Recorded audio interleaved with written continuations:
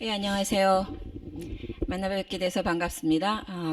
그리고 이렇게 커다란 한국 철학에 있는 커다란 프로젝트를 지금 진행하고 있는 그 여기 센터장님, 그리고 그것을 뒷받침해 주시고 있는 학장님, 그리고 모든 활동하시는 분들께 감사의 말씀을 드립니다. 이 프로젝트가 앞으로 한국 철학이 전 세계에 알려지고 그리고 새로운 방향을 제시하는데 아주 커다란 역할을 하리라고 생각을 합니다. 그래서 그러한 중요한 프로젝트에 저를 초청해 주셔서 대단히 감사합니다. 예, 간단하게 발표를 하겠습니다. 제가 앞에는 간단하게 제가 한국 철학을, 동양 철학을 서구에서 하는 그러한 기본 자세에 대한 것을 설명을 하고, 그 다음에는 제가 이번에 맡은 An Introduction to Korean Buddhist Philosophy, 한국 불교 철학 입문에서 어떠한 것을 10강에 어떠한 것을 넣었는지를 그것을 간단하게 설명드리도록 하겠습니다. 제 제목을 보면은 서구에서 한국 철학을 한다는 것, 그래서 따따따 이렇게 해놨는데 여러 가지 문제가 더 있다는 거죠. 거기에는 세 가지 커다란 단어가 있습니다. 서구, 철학, 한국이죠. 그래서 여기 철학이 중간에 들어가 있고, 그리고 양쪽에 두 지역이 있습니다. 서구라는 지역과 한국이라는 지역이 있습니다. 여기서 서구는 사실상은 제가 활동을 하고 있는 북미, 특히 미국 아카데미 학계를 의미합니다. 유럽에서 오신 학자님들께서는 이게 맞나라고 생각을 하실지 모르지만, 제가 생각하기에 유럽에서 활동하시는 분들도 제가 가지고 있는 어떤 문제에 대해서는 많이 공유를 하시리라고 생각해서 그냥 서구라고 이름을 달았습니다. 그래서 그 슬라이드 자체의 제목을 철학학위와 컨텍스트라는 이름을 붙였는데요. 우리가 흔히 철학이라는 것은 보편적이고 객관적인 진리를 추구하는 것이다 라는 말을 많이 합니다. 그런데 뭐 포스트모더니즘 거기에 오면은 뭐 진리가 객관적이냐 보편적이냐라는 질문도 하지만, 그러한 커다란 질문은 제쳐두고라도 진리는 보편적이고 객관적일 수도 있겠죠. 그렇지만 그 진리가 나타날 때는 그 진리는 현상 안에서 나타납니다. 우리는 진리를 공중에서 이렇게 잡는 것이 아니라 우리가 살고 있는 그 컨텍스트 안에서 진리를 만나기 때문에 각 지역이 가지고 있는 정치, 사상, 문화 이러한 것들이 철학의 근본이 될 수밖에 없다라는 것이죠. 그것은 우리가 서구에서 한국 철학을 한다라는 것은 이 두 개의 전혀 다른 문화와 역사와 사상이 어떻게 매치를 하는가를 잘 보아야 된다는, 즉 철학학이라는 것은 분명히 컨텍스트를 읽어야 하는 것에 중요성이 있다라는 것을 말씀드리려고 이 슬라이드를 만들었고요. 거기에서 서구에서 한국 철학을 한다는 것에 몇 가지 기본적인 전제를 생각해 보고자 합니다. 일단 서구에서 하는 것이니까 아까 박수영 소장님께서 그 한국어로 이 학회를 하는 것의 중요성을 말씀드렸지만, 우리는 이제 서구에서 한국 철학을 하려면 영어로 합니다. 그러려면 영어로 모든 한국어로 되거나 한자로 된 자료를 번역을 해야 되겠죠. 그런데 여기서 영어로 된 한국 철학 문서를 영어로 번역한다라는 것은 단순한 번역이 아닙니다. 그렇죠? 그래서 예를 들어서 우리가 한국 사과를 영어로 애플이라고 번역하는 데는 그렇게 많이 뭐 정치적인 것이나 힘의 논리가 들어가 있지 않습니다. 그렇지만 우리가 철학적인 단어를 번역을 할 때는 이미 그것이 어떠한 가정들이 상정돼 있기 때문에 거기에 이미 힘의 논리가 들어간다는 것이죠. 우리가 알고 있는 철학이라는 그 단어 자체가 이미 19세기에 나타난 것이고, 그 이전에 있었던 우리의 전통적인 사고양식, 불교나 유가나 모두 그것이 기존의 서구적인 것으로서 어떻게 맞물려 들어가느냐라는 생각을 해야 된다는 것이죠. 그리고 두 번째는 문화적 차이입니다.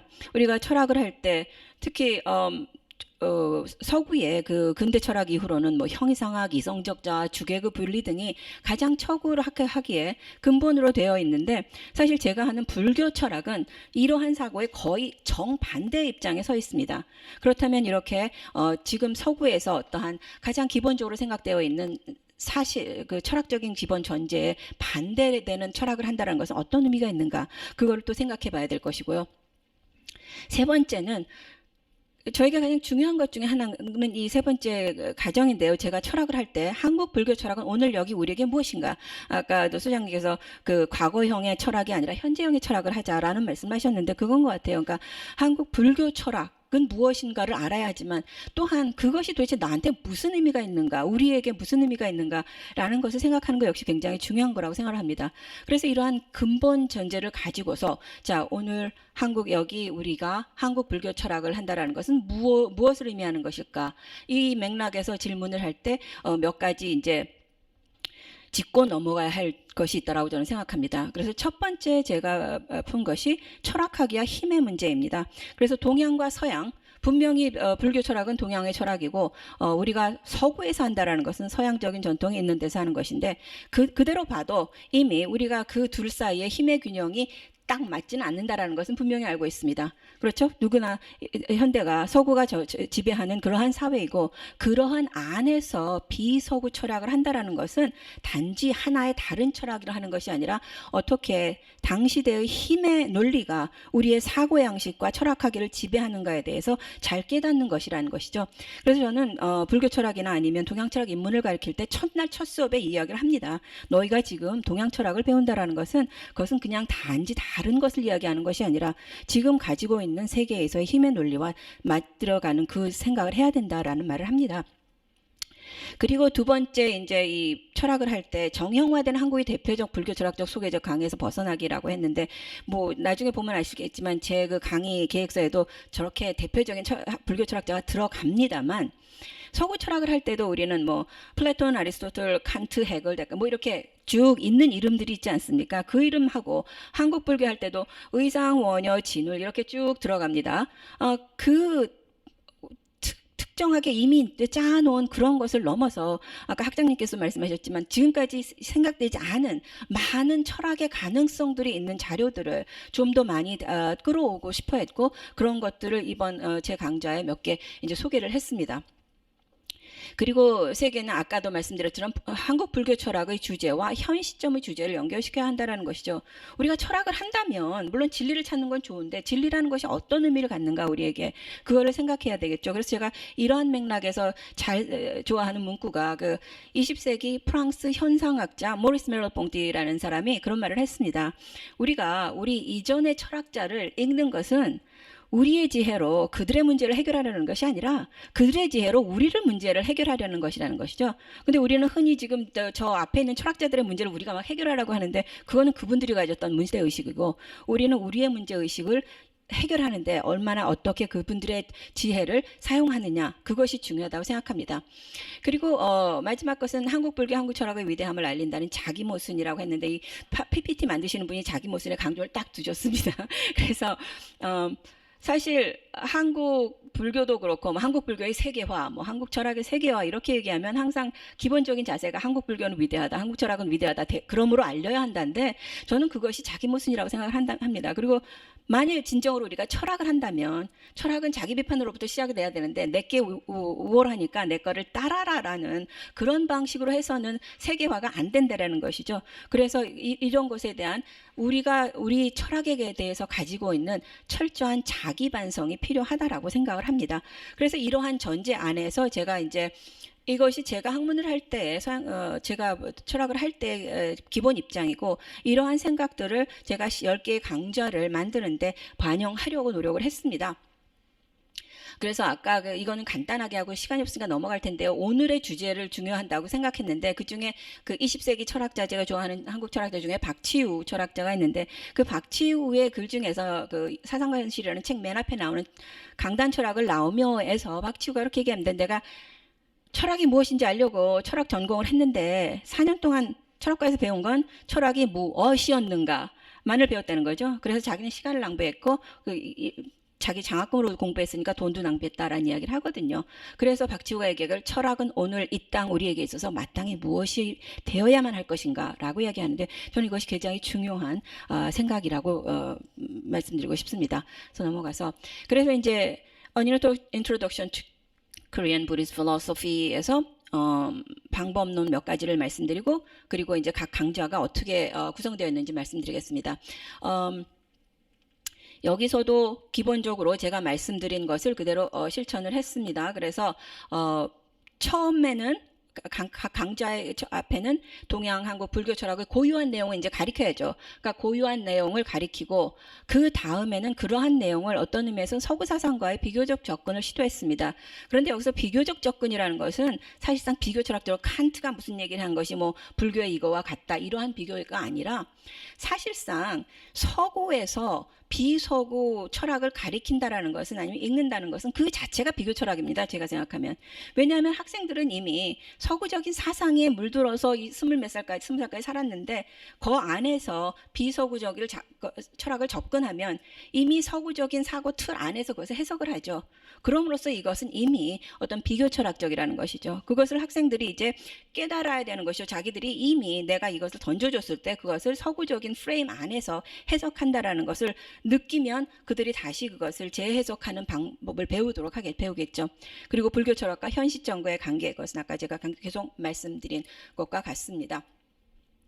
그래서 기본적으로 이 저의 한국 불교 철학 입문 강좌가 가지고 있는 여러 가지, 거기서 말하는 것은 첫 번째 시기는 한국 불교 철학의 시작이라고 생각할 수 있는 7세기부터 시작해서 거의 21세기까지 옵니다. 마지막 가장 최근의 선사가 2001년에 돌아가셨으니까 7세기부터 21세기를 다 다루는데, 그 다음에 특정 사상가에 중심을 주는 대신 다양한 주제를 다루려고 노력을 했고요. 그 다음에 강조점은 또 한번 불교 철학의 내용을 설명하면서 그것을 현실적인 것과 연관을 시키고 특정 사상가나 한국 철학을 영웅화하는 것을 지향하면서 그것을 문제화하는 것에 초점을 두었습니다. 그리고 한계는 분명히 있습니다. 가장 큰 한계는 영어로 하는 강의이기 때문에, 그리고 서구에서 알아야 할 그러한 철학이기 때문에 영어로 된 자료가 없으면 사실 그거는 강의를 할 수가 없습니다. 철학과에서 강의를 하면은 기본 자료를 1차 자료를 읽지 않습니까? 그렇기 때문에 영어로 된 자료가 굉장히 제한되어 있다라는 것, 그것이 커다란 한계입니다. 그리고 온라인 수업을 이렇게 해보니까 7분에서 10분 강의 안에 이제 그 주제를 막 맞춰야 되는데, 강의를 하면서도 이거는 더 설명을 해서 대화를 해야 되는데 그게 안 되는 거죠. 그래서 교실에서는 학생들한테 물어봐서 안 맞으면 또 이렇게 해야 되는데 그게 안 되니까 이게 제대로 이해가 될까 아니면 오해가 될까, 그 파트는 이제 학생들에게 맡겨주는 거죠. 그러한 한계가 있다라고 생각합니다. 그래서 10강을 간단하게 설명을 드리겠습니다. 첫 번째 두 강은 나오죠. 첫 번째는 이제 The Self and Others in 의상즈 화엄 부디즘. 1강은 그래서 주객, 의상의 화엄경에서 주객. 그래서 제가 생각하기에 여기 나와 있는 화엄의 해인도는 의상의 해인도는 250장가에 거기 짧으면서도 그 불교의 기본 세계를 잘 설명하고 있기 때문에 가장 쉽게 불교를 접근할 수 있는 방법 중에 하나라고 생각을 해서 이제 이것을 통해서 불교의 기본적인 생각을 가르칩니다.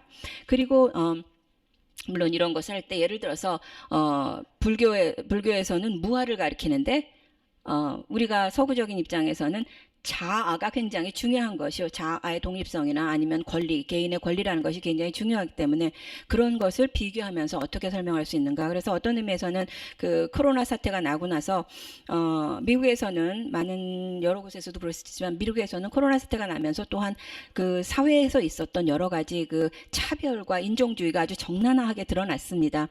그러면서 또한 박진 예방접종 안 맞는다, 그것도 나의 권리다라고 이야기하는 그러한 의미에서 과연 주체가 이렇게 객관적으로 자기의 권리를 주장하는 것이 얼마나 타당한 것인가. 그러니까 학생들이 그러한 현실을 접근했기 때문에 어떤 의미에서는 불교의 연기적인 세계관이나 그 무아 관계를 얘기했을 때 더 그럴 수도 있겠다라는 그런 것이 들어갔던 것 같아요. 현실점과 연결을 하니까.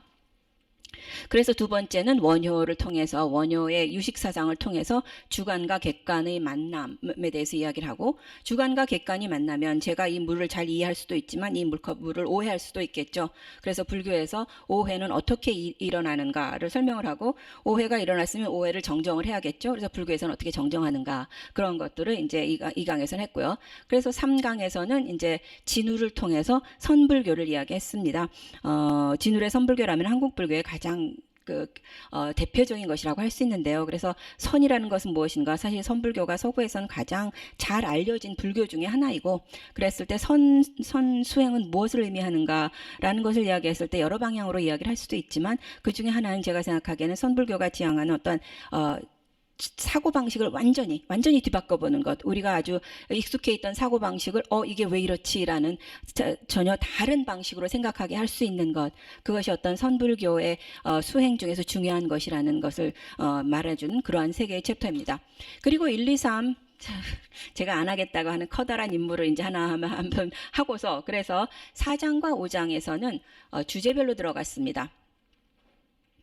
그래서 4강에서는 부디스 필로소피 오브 랭귀지 불교의 언어 철학을 했고 그리고 5장에서는 불교 윤리를 했습니다. 그러니까 처음에 세 분의 커다란 한국 불교사의 인물을 한 다음에 주제로 넘어가는 거죠. 언어라는 것이 철학하는 데 있어서 굉장히 중요한 것이지만 특히 동양 철학 그리고 특히 불교 철학에서는 그 언어가 가지고 있는 여러한 한계와 또한 언어를 이용해서 언어의 문제점을 보여주는 것 이것이 선불교나 아니면 불교에서 굉장히 중요한 주제라고 생각을 합니다. 그래서 그것을 여기 불교와 언어 철학에서 다루었고 또한 이것을 이야기하면서 언어와 힘의 문제 아까 초기에서 말씀드렸던 그런 어떠한 언어는 모든 사람이 사용하는 것 같지만 사실 우리가 사용하는 언어는 중심의 언어다라는 것들 그러니까 여자에게는 우리는 가부장제의 언어를 사용하고 있고 그리고 컬로니얼리즘이면 컬로나이저의 문제를 사용하고 있고 이러한 이제 언어와 힘의 문제를 하고 그 다음에 이제 윤리로 넘어갑니다. 이 윤리라는 것이 참 불교윤리라는 것이 서구학계에서 재밌는 주제 중에 하나인데요. 불교가 서구학계에서 처음 강의가 시작된 게 1960년대입니다. 콜롬비아 대학 그런 데서 강의를 시작하게 됐는데 그러자마자 곧 서구 불교학자들이 그런 질문을 던집니다. 불교에는 윤리가 없다. 아니면 불교는 윤리의식이 너무 미약하다. 좀 더 분명한 물리를 제시해야 한다라는 비판을 내놓습니다. 저는 그거를 읽고서 이런 황당한 말이 어디 있습니까? 윤리라는 것은 철학의 실천적인 그런 브랜치인데 가진데 2500년 역사를 가진 철학 종교 전통에 윤리가 없다라는 게 말이 됩니까? 그것은 자기들이 생각하는 윤리를 가지고 불교를 재단을 하다 보니까 불교에는 윤리가 없다라는 그런 말을 하는 것이죠. 질문을 그렇게 하면 안 되는 것이죠. 불교에서는 어떠한 윤리를 제시하는가라고 나와야지 되는 것이지 어떠한 특정적인 서구 중심의 사고성을 가지고 있다 없다라고 이야기를 하는 것이죠. 하면 되는 것이 아니죠. 그래서 여기서는 그러한 문제를 제시하고 서구 철학 의 문제를 제시하고 불교 철학이 어떠한 윤리적 담론을 제시하는 것이가 그것을 이제 논의합니다. 그리고 그 다음 6, 7 강의에서는 현대로 넘어옵니다. 그래서 현대에서의 두 주요 인물을 강의하는데요. 첫 번째는 불교와 부디즘의 모더니티, 불교와 근대성이라고 해서 그 백성욱 박사, 독일에서 철학 공부를 했던 백성욱 박사를 통해서 이제 근대화 과정에서 도입된 철학이란 개념과 그리고 전통 불교가 만나면서 어떠한 문제들이 일어나고 그것이 우리의 사고 체제에 그리고 철학을 하는데 어떠한 영향을 미쳤는가 하는 것을 말씀드리고 그리고 이제 이것이 우리가 앞으로 intercultural philosophy라고 하죠. 요새는 비교 철학이라기보단 다른 문화 간의 철학을 하는 어떤 기반을 주는가라는 것을 말씀드립니다. 그리고 7번째는 불교와 여성, 부디즘 앤 젠더 이야기하죠. 그래서 김일엽을 통해서 불교가 자아와 그리고 자유를 찾는 여성들에게 어떠한 의미를 가질 수 있는가를 제시합니다. 또 불교와 페미니즘 혹은 불교와 여성 문제도 재밌는 것인데요. 페미니스트들이 사실 불교와 페미니즘 같이 갈 수 없다라는 주장을 합니다. 왜냐하면 여성들은 자아를 찾아야 되는데 불교에서는 무아를 이야기한다. 그러므로 불교와 여성은 같이 갈 수 없다라는 그러한 주장을 하는데 김일엽의 경우에는 아주 철저하게 그것을 잘 대변해 주겠죠. 어떻게 불교가 여성들이 자기를 찾는데 도움이 될 것인가 그런 것을 하고 있습니다. 그래서 6, 7강에서 근대를 이야기하고 그 다음에 8, 9강에서는 불교의 사회 사상으로 넘어갑니다. 사회와 정치 사상이죠. 그래서 8강에서의 engaged Buddhism, 사회 참여 불교와 불교의 사회 철학을 해서 만해 한용운의 불교 개혁론과 그리고 민중 불교 운동을 통해서 불교가 어떻게 그 사회 당세대의 문제점들을 해결하려고 거기에 대한 새로운 사상을 제시하려고 했는가를 보여주고 9강도 마찬가지인데요. 9강은 저는 Buddhism, Institution and Legitimacy라는 그거를 부제를 달았는데 불교와 어떠한 국가폭력에 관한 이야기입니다. 그래서 보면은 그 12.7 법난 국가폭력에 대한 불교계의 두 전혀 다른 반응.